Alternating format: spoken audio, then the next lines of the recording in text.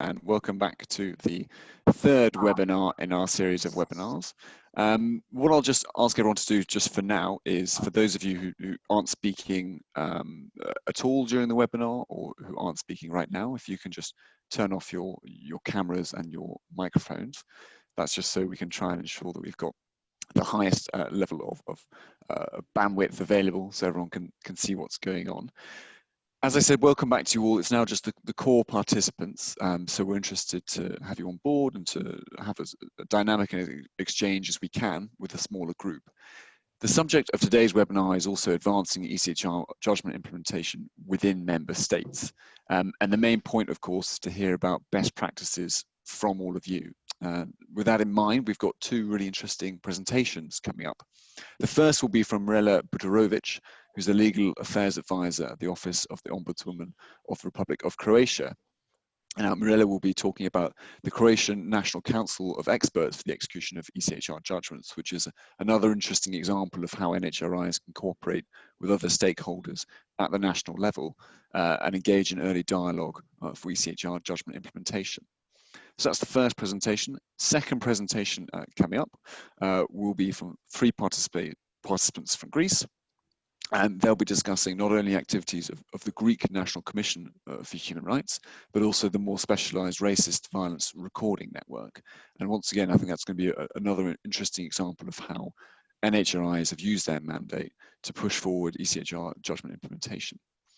Now, of course, the way that all of you do this will depend upon your individual situation in the country, your individual mandate, and of course, what you think is best in the circumstances. But it's nevertheless, I think, interesting to find these examples and to see what might be possible. With that in mind, we'll also encourage you to ask questions. So if you do have questions, we invite you to put them inside the chat, and that will be really welcome to see them there. But also, of course, do raise your hand in the sections that we do have for questions and answers. It'll be really welcome to hear from you during that period as well. So before we launch into the presentation of our first speaker, what I'll do is also quickly provide a presentation to you. Hopefully you can all see my screen. That once again is the agenda for today. So you'll see that there's substantial time for questions, so do get your questions in as soon as you can. And I think what I just wanted to do was frame today's discussion before we launch into it by once again going over these four different ways in which NHRIs can promote implementation of ECHR judgments. We'll be talking a lot today about points number 2 and 3. And before I ask our Croatian colleague to take the floor, I'll just talk a little bit about point number 2, highlighting the overall implementation record of governments and how NHRIs might be able to do that. I want to give an example actually of some of our work of the European Implementation Network. And this is actually something we did in Armenia in early March in 2020. And I think it's quite an interesting example of how NHRIs or others, anyone really, can promote the issue of how a government is doing overall with the implementation of their judgments and hold governments to account a little bit, encourage them to do better as a whole. So looking at the overall picture. So let's look at Armenia. We went there in March 2020. There's 21 leading judgments there. Obviously, each leading judgment represents an individual human rights problem that hasn't yet been resolved. So over half the leading cases for the last 10 years are still pending. That indicated to us that actually there's a bit of a slow process there. And overall, there's not a systematic implementation system that we would want to see. And the third point there is probably the most important. So we also saw that roughly half of the leading judgments had never been the subject of a government action plan or action report to the Council of Europe. Now that's a really important point because you know, if the government isn't submitting documentation to the Council of Europe, it really strongly indicates that actually there's not a systematic engagement with implementation, and that in itself is a problem.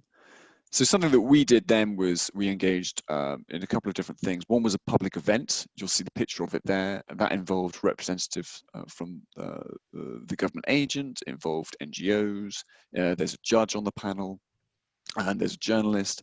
And really there was a public discussion of some of these issues and why the situation was as it was.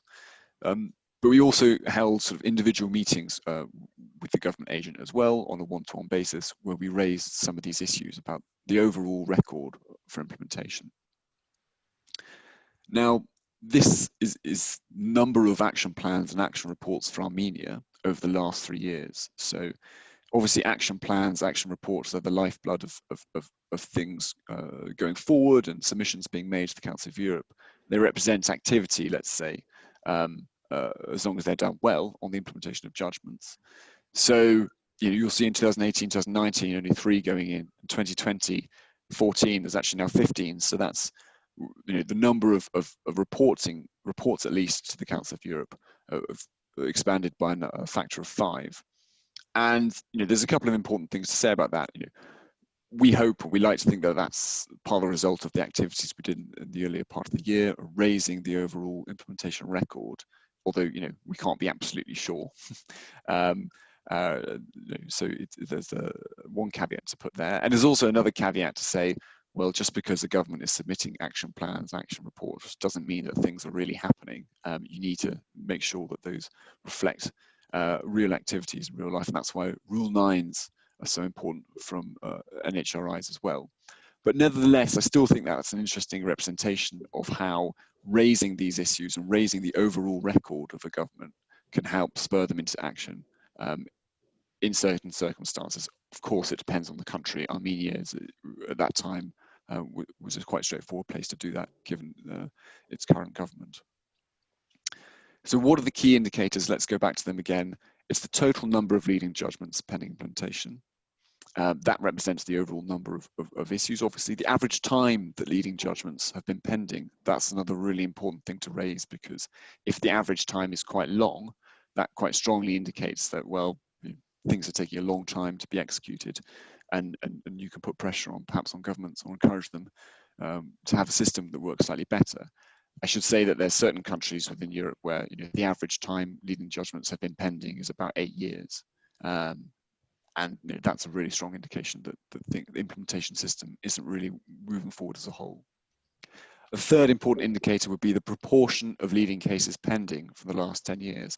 Once again, that somewhat shows what kind of scale we're looking at in terms of the number of cases that governments are working on and pushing forward and managing to close, and the number that they're not perhaps working so quickly on. And then the final issue is the one I raised of the proportion of leading cases that have never been subject to a government action plan or report. Now, just because governments submit a lot of action plans or reports doesn't necessarily mean that they're diligently fulfilling their obligations under the convention system. Turkey is an example of a country where governments do submit a lot of those plans and reports where actually they don't reflect strong actions on the ground. Nevertheless, I would argue that if you see a very low number of action plans and reports, that is another bit of a red flag about the overall record of a government. For the points 1 to 3 there, you can find all that data for your own country on our webpage, which is given in there. And number 4, we can provide that information to you on request, so please don't hesitate to do that. Ways in which NHRIs can think about raising these statistics. One could be in governmental working groups, lots of which we've been discussing, another which we'll discuss today. If NHRIs are on there, you can raise them on the agenda. Second, there's annual reporting. Third, public events like the one that I mentioned in the kind of public discussion, or we had a roundtable. Fourth, another possibility is having a conference and including people or government representatives in a more collaborative way. That's something that we had planned coming up in Armenia, until that was cancelled quite recently due to the events happening there. But that's another possible way. Ultimately, it's down to you. Of course, you'll be the best positioned to say what's most effective in your own country. So that's all I've got to say today. I'll stop sharing my screen and bring in our first speaker, Mirella. But perhaps you can come online and turn on your video. Yes, I'm here. Hello, everyone.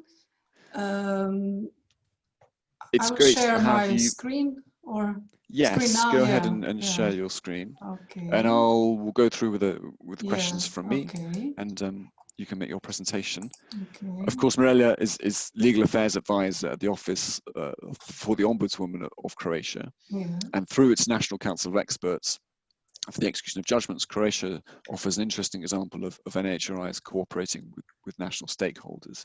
So perhaps, Mirelia, you can introduce the Ombudswoman Office and tell us how the Council of National Experts was set up. Yes, thank you. I just need to find out how to how to move this first slide to another. Perhaps So if you click remote on control. Yes, just a moment. I'm not sure what is now. I'm not sure why. if you Yeah, great, if you bring up great. okay, Yeah, fantastic. okay, thank you. Generally speaking, Ombudswoman of the Republic of Croatia is an independent state institution with a constitutional and a legal mandate to protect and promote human rights.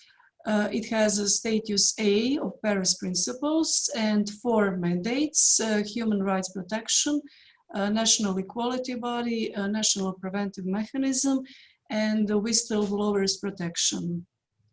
The Ombudswoman Office contributes to the implementation of ECHR judgment through opinions and also recommendations in our annual report.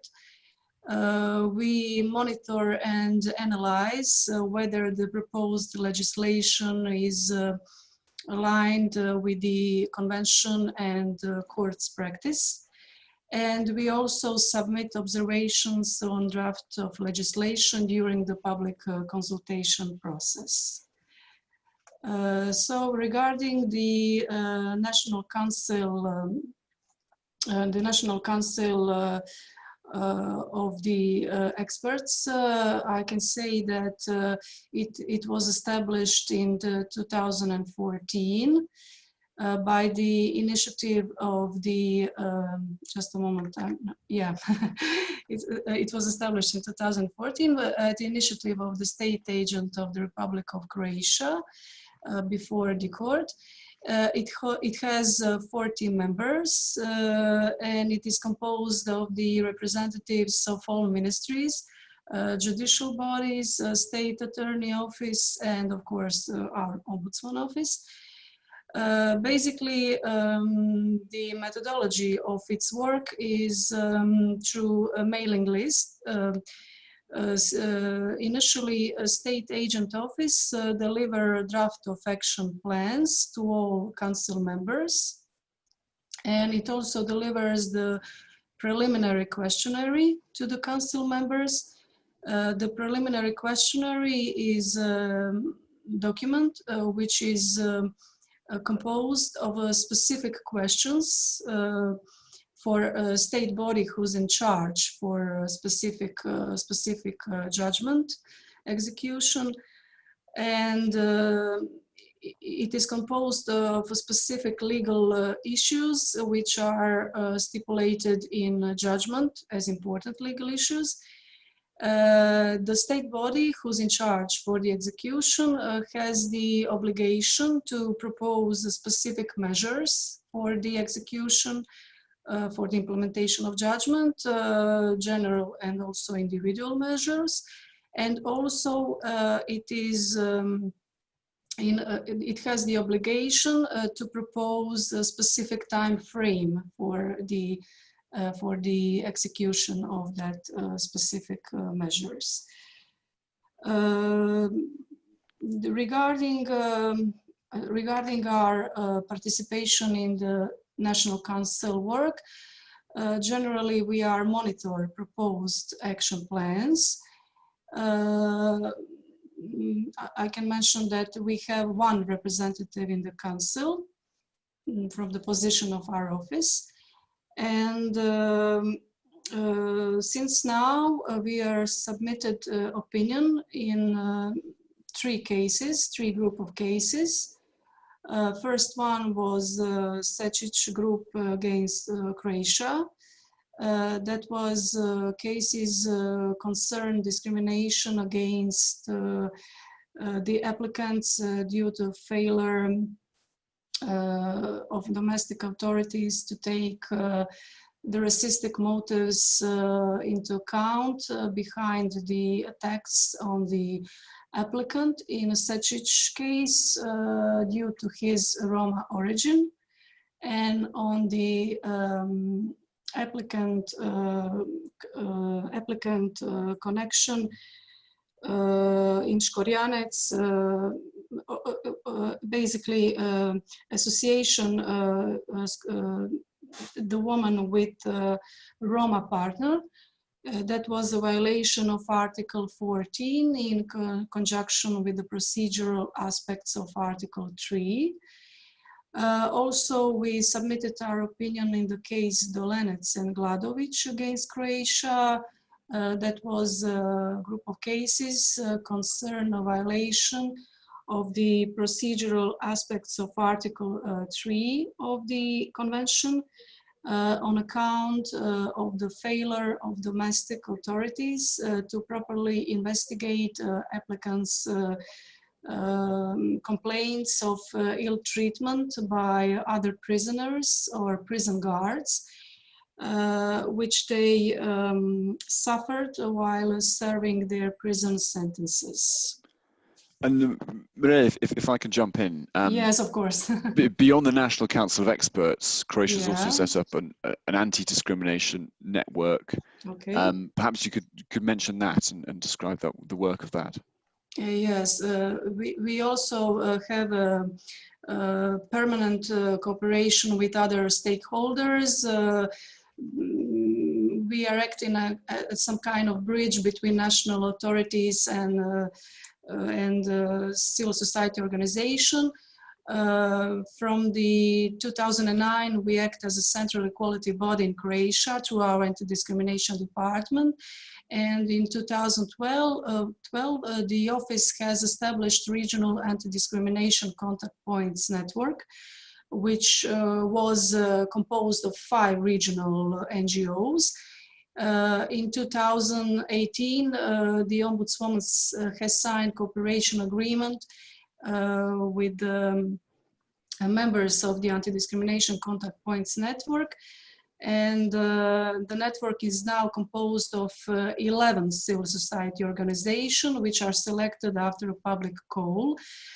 Beyond that, we also have the Council for Human Rights, which is established in 2013 by the initiative of our office. It has 8 members from civil society organization, media, academic institution, and also national minorities.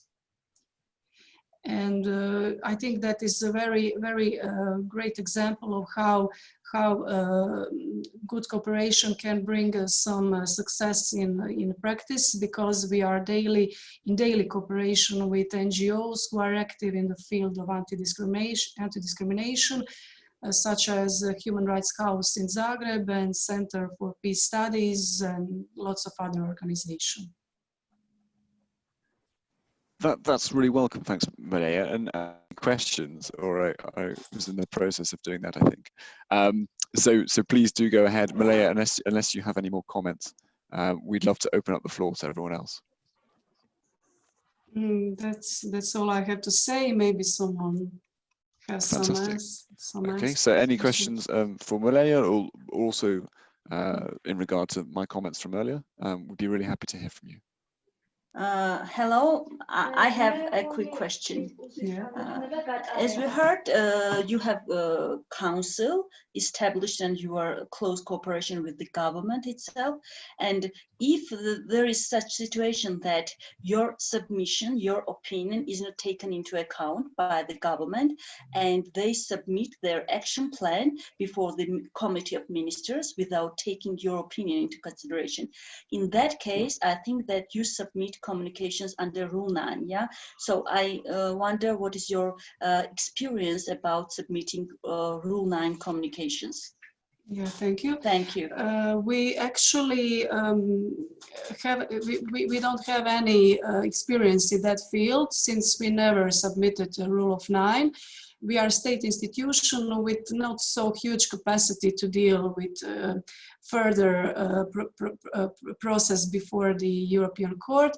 So basically our action is primarily focused on the action plans in the phase of their delivering to others institution in Croatia. So we are not, we don't have capacity to dealing further regarding the Rule 9. Okay, thank you.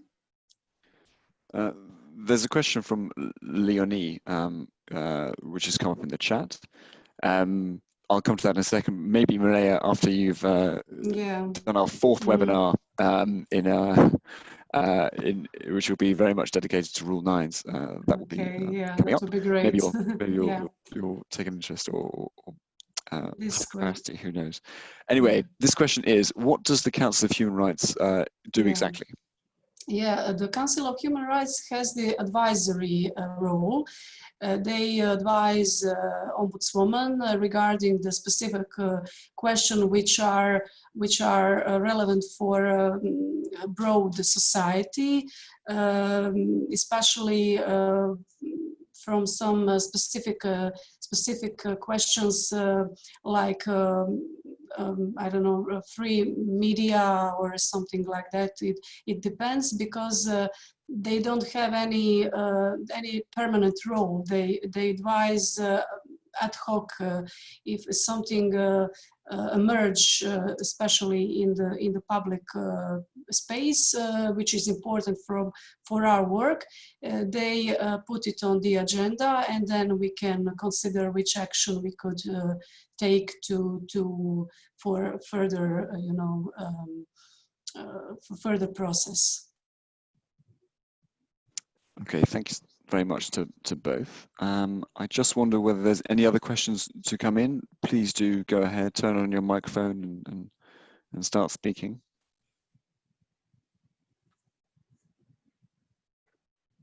Okay. Maybe I could just ask one question myself, Malaya. Are there any particular cases you'd like to highlight as times where you feel like there's been a really good impact of this interaction with other stakeholders on the implementation of judgments? I think that a case that I already mentioned from ECHR group that was this concerned discrimination. We gave lots of comments in the process of action plans compilation. Also, we are very active in that field. Since it's not my department, I'm not so involved in that case. But generally, I can say that I can read here just some things that they prepared to me regarding that. So we gave comments to state office, especially police, because it is clear that the legal framework provides a not adequate level of protection for victims of hate crimes. But the fact is that the rights of victims still quite illusory, since the authorities responsible for the prosecution and the prosecution of crimes still does not recognize that the hate motive is one of the ground for the implementation. That's why we are active in the field of education of police officers and also judicial academy. We think that is a good approach to give in the start overview of the importance of future recognize hate crimes as specific crimes in that context. Thanks, Maria. There's a question that's just coming from David Janku, and he says, hi, I wonder whether the setting up of the council and the anti-discrimination network was the Ombudswoman's initiative, or rather a government or parliamentary initiative? Yeah. The anti-discrimination network was established by the initiative of the Ombudswoman Office. We first propose 5 local regional network in Croatia, and we set up a cooperation with them in first stage, and then in 2018 we expanded that network, and now it is composed of 11 members, 11 civil society organizations.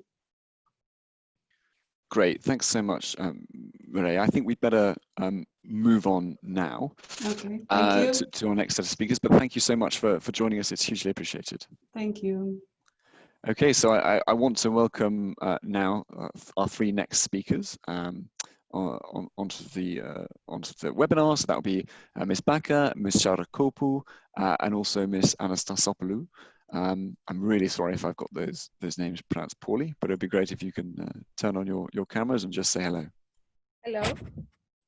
Hello. Great. Thank you so much for joining us all. That's really appreciated. Now, we're bringing you to talk a little bit about the issue of setting up alliances and working with different stakeholders, once again, at the national level. And this example from Greece is quite interesting. So we've got 2 representatives from the Greek National Commission for Human Rights, Ms. Baka and Ms. Charakopu. And that organization initiated the creation of a racist violence recording network in 2011. So Ms. Anastasopoulou, who's the assistant coordinator of the network, will be able to tell us more about that. But I want first of all to give the floor to Ms. Baka for an overall overview of the National Commission in Greece when it comes to working domestically on ECHR judgments and their implementation. Well, thank you very much, and thank you very much for the kind invitation. Well, the Greek National Commission for Human Rights is the Greek NHRI, accredited with an A status, and has a very broad mandate as regards the protection and promotion of human rights in Greece. We have adopted a general strategy as regards the implementation of judgments in the Greek context. And of course, when we talk about a general strategy, we talk of something much broader than rule number 9 submissions that we have discussed in detail so far. This strategy encompasses both domestic advocacy tools as well as advocacy tools that are used in the European and international context. As regards domestic advocacy tools, we're now developing a new dedicated website page where we explain the importance for the implementation of the European Court of Human Rights judgments in Greece. And we also offer a list of all judgments against Greece, as well as a list of judgments under simple and enhanced supervision. Through this webpage, we target students, young lawyers, public authorities, and a very, very broad group of people. We also raise awareness through public seminars. We have held a public seminar in 2019 at the Athens Bar Association regarding the implementation by Greece of the Choudhury case. Again, targeting young lawyers, public officials, even judicial authorities and the police. And this is within our educational mandate. We take the opportunity of hearings and discussions before the Greek Parliament in order to raise awareness as regards the implementation by Greece of the Choudhury case that happened in 2017 before the Parliamentary Committee on Equality, Youth and Human Rights. We also use several times domestic conferences, for instance, in 2018, but also we use, of course, the standard tool, which is thematic reports, annual reports, and other publications, such as legal journals that we have used as a tool to promote the implementation by Greece of the European Court of Human Rights judgments. Now, we also use advocacy tools in the European and international context. Of course, it's a very, very important way to exercise political pressure because, as we said, the bottom line is the implementation by the state of the judgment, right? So, of course, we have used rule number 9 submissions. We have used this tool twice.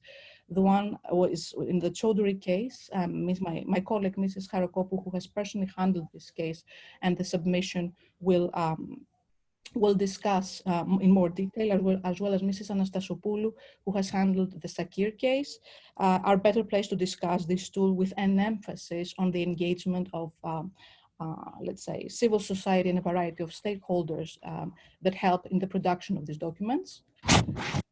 Quite interesting because we have also used an advocacy tool in the international context that has, let's say, two facets. So the one is the UN special procedures. We have dedicated a separate section in our SADO report towards the Committee Against Torture in 2019, where we developed a bit the issue of the Choudhury case and the implementation by Greece of the Choudhury case.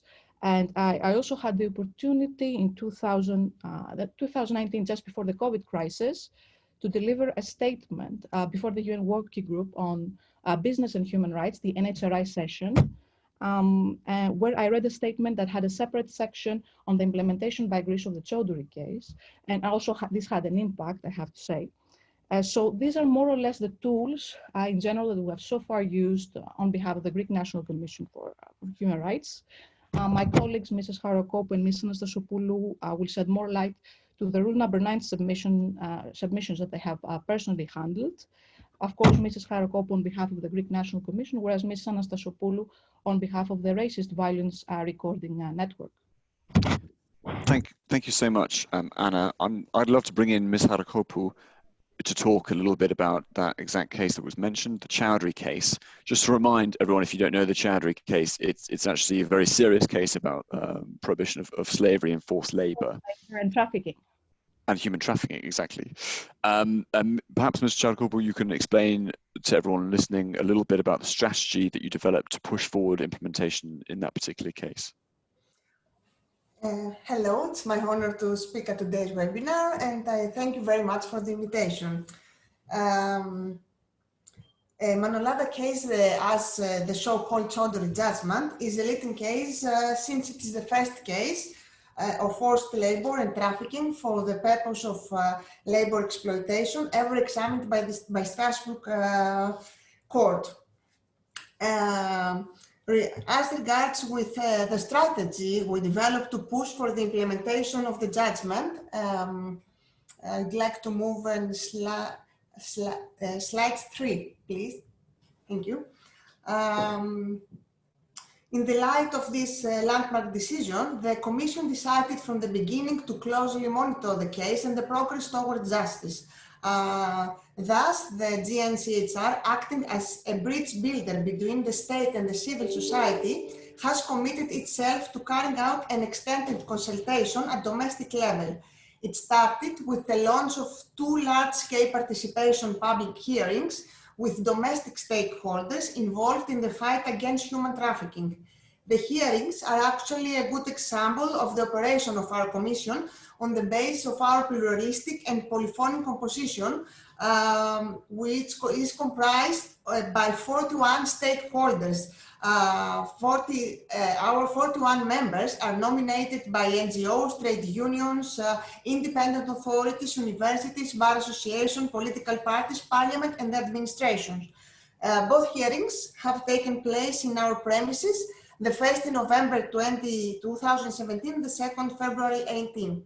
More specifically, we have invited representatives of the civil society, including Amnesty International Greek section, Greek Council for Refugees, Greek Forums of Migrants, the ADVRN, Medicine Sans Frontières, the United Nations High Commission for Refugees, NGOs, and also representatives of the competent state authorities to be heard before us and to discuss specific matters with regard to Manolada case on advance on assisting our work so as to be able to assess comprehensively the progress made by the Greek state.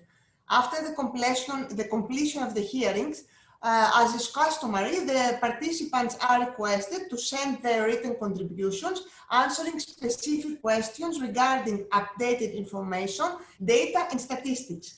Findings on results of the hearings are beneficial for the formulation of conclusion and specific recommendation to state authorities, also beyond national level.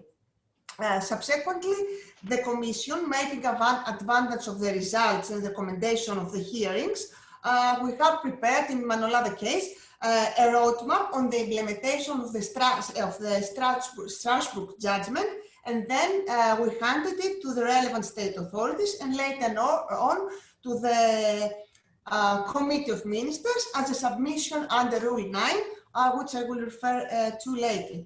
I would like to add that at the same time, the Commission has raised awareness on the bigger issue of forced labor and trafficking of migrants through the initiations of parliamentary discussions and follow-up to Manolada, to Chodor case. And besides, the Commission is on a regular basis in communication with the competent authorities in order to provide advice and to promote appropriate and effective steps towards the full and immediate compliance to the Strasbourg judgment. Moving on, the next slide. Here we can see the impact of our actions at the European and international level. The Commission, while monitoring the developments at domestic level, we saw unfortunately that the measures taken by the state over the last years in order to combat and prevent severe labor exploitation phenomena remained limited. So we recognize the need to combine domestic advocacy efforts with Strasbourg-based tools in order to promote an essential compliance of the Greek state with its obligation according to the judgment. In this framework, we prepared and submitted to the Committee of Ministers in August 2018 our first communication as a Rule 9 submission. The communication has included the recommendation of both hearings with regard to the Manolada Chodor case judgment. 2 years later, in July 2020, while monitoring the limited progress in the compliance of the state with the judgment, we submitted a second communication to the Committee of Ministers as a Rule 9 submission, referring back to the whole content of our previous recommendation and examining the implementation course of each one in light of the new developments and evidence. Well, thank you so much, Ms. Charakopoulou. I think now it would be really interesting to bring in your colleague, Ms. Anastasopoulou, to talk a little bit about the racist violence recording network. Welcome, Ms. Anastasopoulou. If you could just say hello. Thank you for the invitation. Hi. It's a pleasure. How lovely to see you. Now, whilst it's clear that the Racist Violence Recording Network has quite a large mandate, as we'll see, we consider this to be an interesting example of platforms that NHRIs can set up to support the implementation of ECHR judgments on specific cases. In this case, it's hate crimes.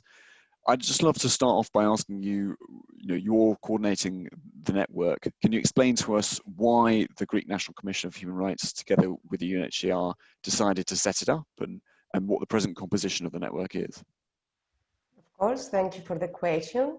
The initiative for the creation of the Racist Violence Recording Networks was launched in mid-2011, as you said, by the Greek National Commission for Human Rights and UNHCR in Greece, following the rise of xenophobia in Greece and two major findings: the absence of an official and effective system of recording racist violence incidents, and the need for interconnection among civil society actors who dealt on their own initiative with victims of racist violence. Today, apart from the coordinators, RVRN is comprised of 47 non-governmental organizations and civil society bodies, as well as the Greek Ombudsman and the Migrant Integration Council of the Municipality of Athens as observers.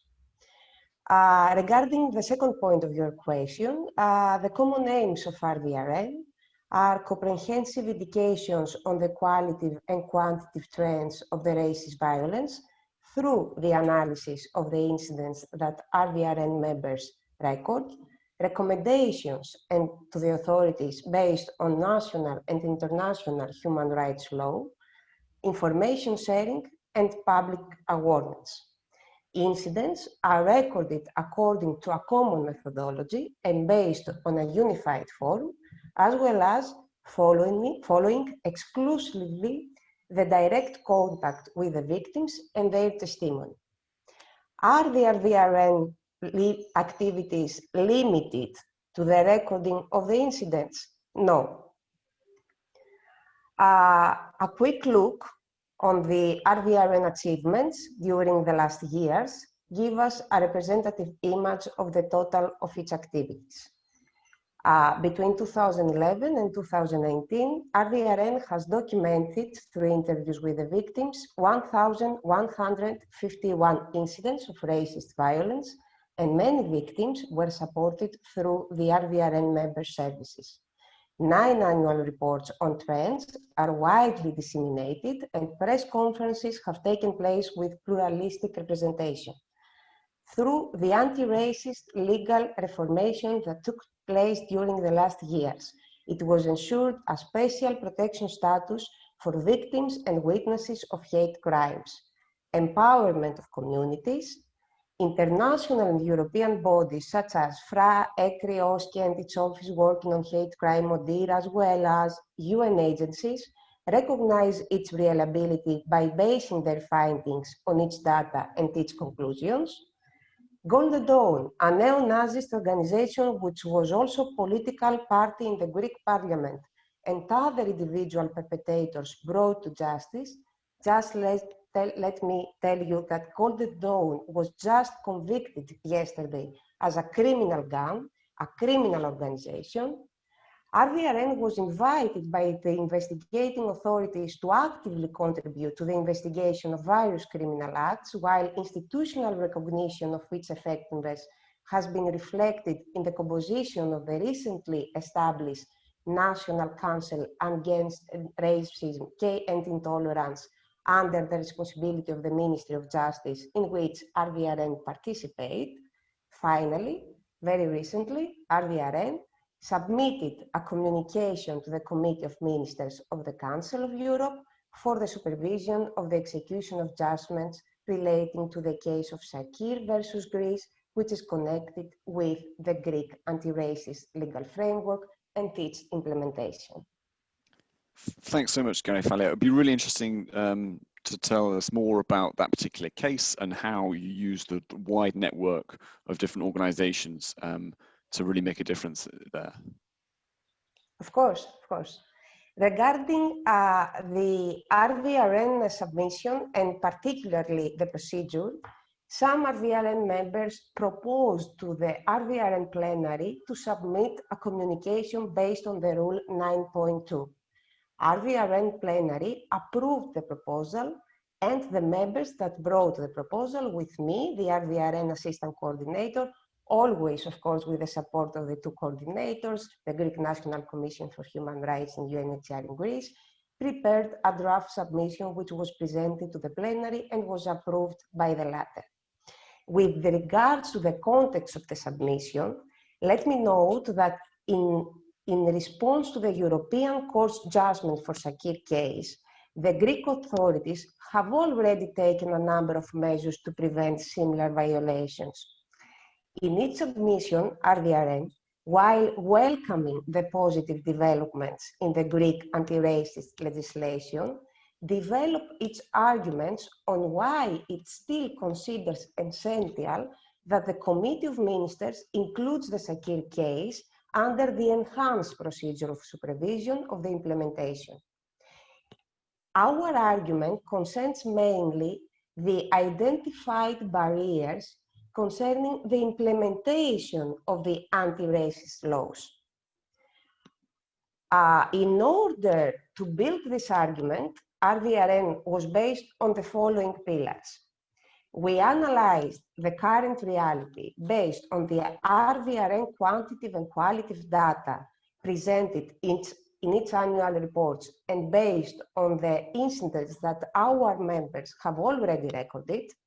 We used the findings from the monitoring of the RVRN and other cases on the basis of the investigation by the Greek authorities, the victim support and protection, and the recognition of the bias motivation during the court procedure. We updated the relevant information going back to the field, going back to the civil society, meaning to our members. Particularly, we used as a tool a questionnaire which was distributed to the 74 RVRN members in order for them to provide specific feedback on the implementation of legal provisions adapted based on the court's recommendation.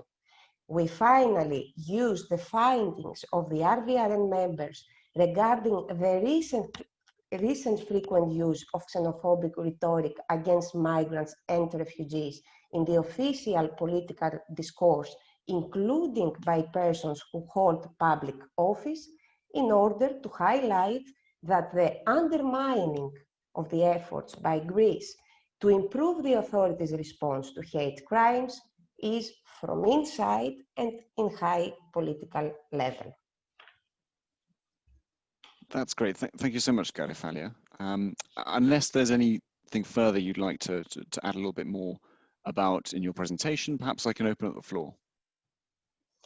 I don't know if you would like for me to say a few words regarding the domestic advocacy that we follow after. That would be really interesting. Do go ahead with that. Okay. Let me tell you, as I mentioned before, RVRN is member of the National Council Against Racism and Intolerance. All the Greek authorities and services involved on combating racism, as well as representatives of the Greek civil society, participate in this council. Given that NCRI is responsible, inter alia, to design the national action plans against racism and supervise the implementation of the laws against racism and the compliance with international and European laws, RVRN chose the NCRI environment to promote its advocacy, its domestic advocacy strategy. Hence, we inform the members of the Council for developments in the field related to the racist violence trends and the challenges regarding the implementation of the legal framework, recommending at the same time the needed amendments. And finally, we use specifically the submission under the Rule 9.2 and the included recommendations in order to ensure that the needed changes will be included in the upcoming National Action Plan. Thank you. That's very interesting, actually. That's very interesting to hear how the direct link between the organization and the action plans of the authorities. Okay, let's open it up again, as I said, to questions. It'd be really interesting to hear from any of you. First of all, for questions about the presentation from our Greek colleagues. I have a question, please. Go ahead, Tamar. My question is to Ms. Baka. Unfortunately, I forgot the name. So she mentioned that they are using human special procedures and they submit schedule reports, and they use these schedule reports in order to push government to implement ECHR judgment. I would like to hear a bit more how they use these schedule reports and how they draft the schedule reports and how they use this tool to push implementation of ECHR judgment. Thank you. Thank you very much. I think I heard the question because there were some music behind. So that took place in 2019. We prepared. Anna, I'm so sorry to interrupt you. Maybe you could just repeat the question as you heard it, because I think some colleagues didn't hear the question. So okay. Tamar, don't Can worry. Can you hear me? It's okay, Tamar. We've got the question, but maybe someone saying in the chat, just Anna, if you could repeat the question you heard, then that's the best way forward before answering it. So Tamar, don't worry. I think we've got it. Okay. The microphone, please. Because we have a lot of background noise. Yeah, thanks. So the question was whether I could develop a bit more how we used the shadow reports in order to promote, let's say, to exercise political pressure as regards the implementation of judgments, the European Court of Human Rights judgment by Greece. And I will bring the example in 2019, what we did is in our shadow report, in our submission to the Committee Against Torture, that was in June 2019, we prepared a report in response to the list of issues with regard to the report of Greece. And within this report, we dedicated a separate section. Within this report, there are different sections, thematic, let's say thematic sections. Within the thematic section of forced labor and trafficking, we of course had to mention the Choudhury case. So we took the opportunity, and I think that this is a tool, this is a very important tool to use even the UN fora to exercise political pressure that will return back to the state. And we used that, as far as I know, at least twice. The one was with our shadow report to the Committee Against Torture, and the other case was to the UN Working Group on Business and Human Rights, where we read a statement where we also referred to the Choudhury case. And we consider that this type of political pressure is very important as well. I don't know whether I answered the question. Thank you so much, Anna. I think that was Thank clear. you. Tamar, any follow-up? Sorry, can you hear me? Yes, go ahead. So in this shadow report, you evaluated what are the necessary general measures for the government to adopt in order for this judgment to be executed, yeah? It's my understanding correct? So what were the main findings in the shadow report, what you mentioned there? We mentioned briefly, let's say, it's not, well, the Choudhury case, and although I think Katerina is more better placed to discuss it if needed, I think it's not really the gaps in legislation, but really the implementation and the role of investigation authorities that, let's say, the fact that they did not work effectively on this judgment that brought the condemnation of Greece. So this is what we described as a shortfall. So we did not really, I think, insist on the legislation, but what really happens in the Choudhury case and the practice or the lack of practice from the part of public authorities.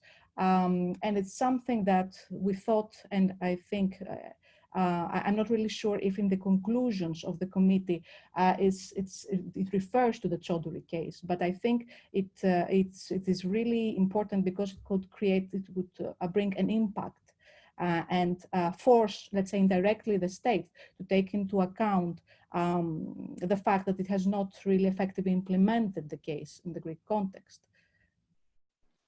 Thanks so much, Anna. I hope. Thank you. It's clear. Perfect. You're making me hungry, Tamar, with this the sound of the cafe or the restaurant in the back. Okay. Any other questions for anyone for our Greek colleagues, or indeed for any of the other speakers today? Please do go ahead and let us know. I'll just wait a couple more moments. Okay, I don't hear any other questions coming in, so I think for that reason it's time for us to wrap up.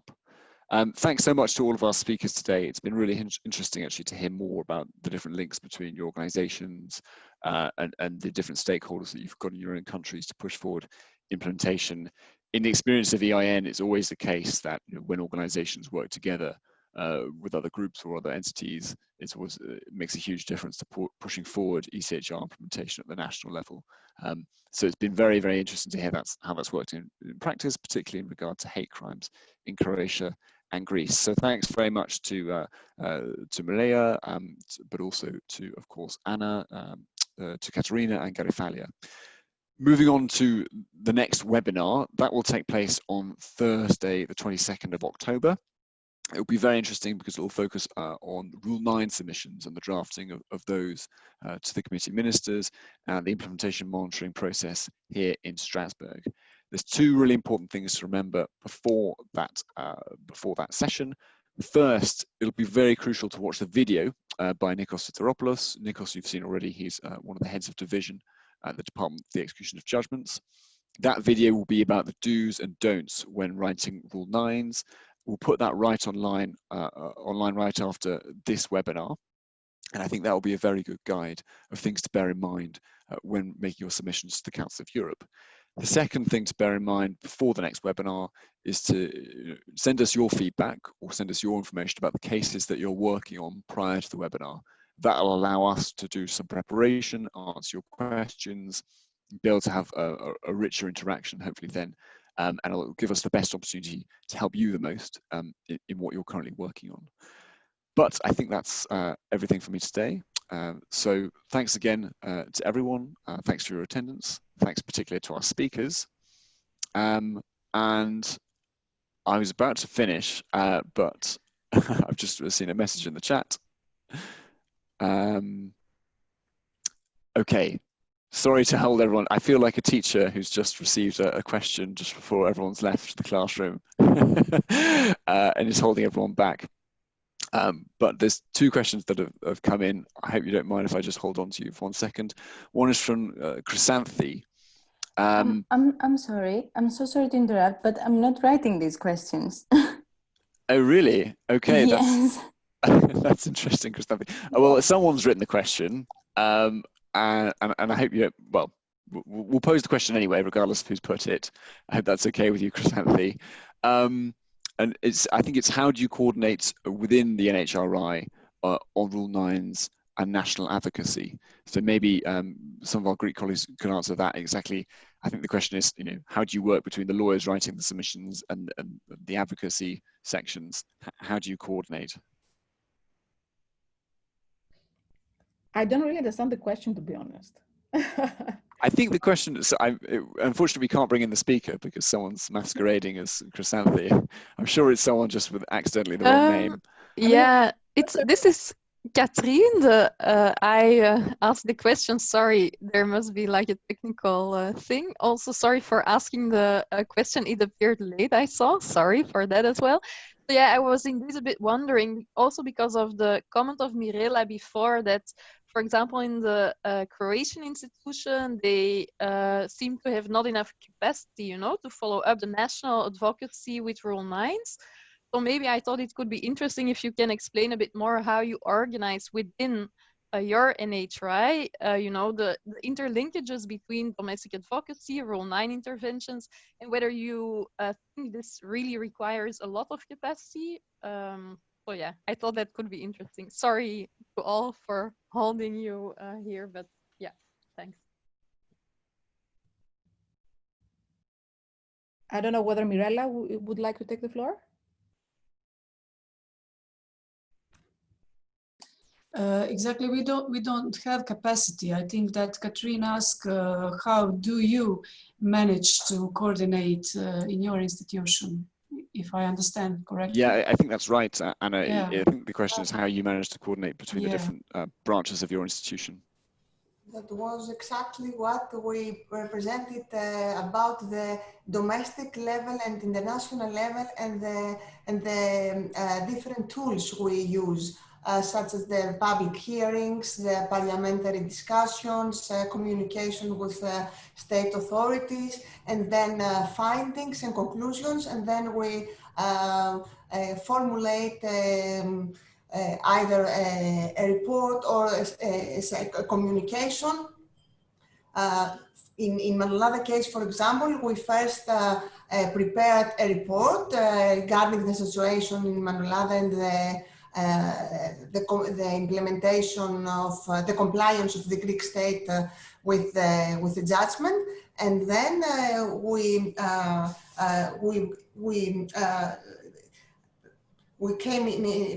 worked together with the execution department of the Council of Europe, and we prepared a set of recommendations as a roadmap, and that was our first submission as a submission on Rule 9.